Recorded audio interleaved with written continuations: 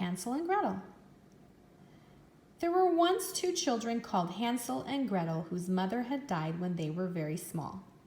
After some years, their father, who was a woodcutter, married again. His new wife came from a much better off family. She hated living in a poor cottage at the edge of the forest and having hardly anything to eat. And she particularly hated her two stepchildren. One bitter winter evening, when they were in bed, Hansel and Gretel overheard their stepmother say, "We've hardly any food left. If we don't get rid of the children, we'll all starve to death." The father let out a cry. "It's no use arguing," his wife said. "My mind's made up. Tomorrow, we'll lose them in the forest." "Don't worry," Hansel comforted his sister. "We'll find our way home." Later that night, he crept outside and filled his pockets with pebbles. In the morning, the family set off.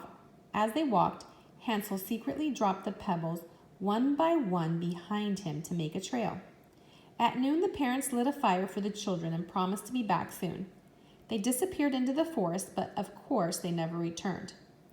Shivering with fear while wolves howled all around them, Hansel and Gretel stayed by the fire until the moon came out and lit the trail of pebbles. Quickly they followed it home. Their father was overjoyed to see them. Their stepmother pretended she was too, but her mind hadn't changed. 3 days later, she decided to try again. That night, she locked the door. She wasn't letting Hansel gather pebbles this time. But Hansel was clever. When they set off in the morning, he left a trail of crumbs from the crust meant for his lunch.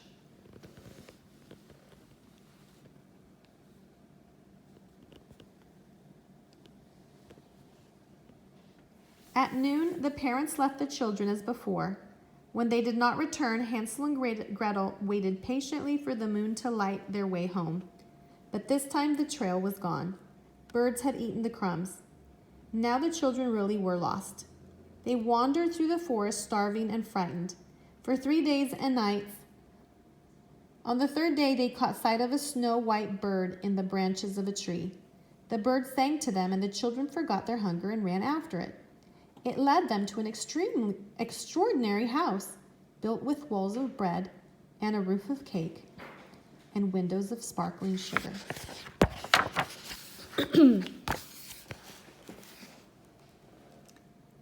At once, the children forgot their troubles and ran towards the house.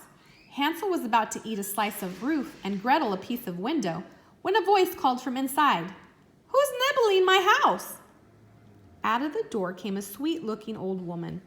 "You poor dears," she said. "Come inside." Soon the children were eating the largest meal they'd had in their lives. That night they slept on feather beds. But in the morning everything changed. The old woman was a witch who built her house of bread and cake to trap unwary children. She dragged Hansel out of bed by his hair and locked him in a shed. Then she pushed Gretel down into the kitchen. Your brother's nothing but skin and bones," she screamed. "Cook for him, fatten him up. When he's plump enough, we'll make a delicious meal. But eat nothing yourself, it's all for him." Gretel cried and cried, but she had to do what the witch said. Luckily, Hansel still had his wits about him. He decided to fool the witch, whose eyesight was not very good. Every morning she came to feel his finger, to see if he was fattening up. Instead of his finger, Hansel pushed a chicken bone through the bars of the window for the witch to feel. "No good, not fat enough," she shouted back.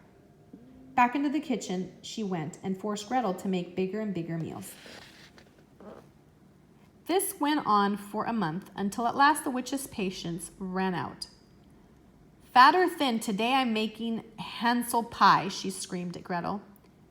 "Check if the pastry is baking properly." But Gretel had her wits about her too. She knew the witch meant to push her into the oven. "I can't get my head in. I can't see the pastry," she wailed. With a blow, the witch knocked Gretel aside and pushed her own head into the oven. Gretel summoned all her strength, gave the evil old lady a huge push, and slammed the oven door after her. Hansel was free, yet the children were still lost. They set off again through the forest. When they reached a river, a duck carried first Hansel and then Gretel across. Suddenly the children recognized where they were. They ran home as fast as they could.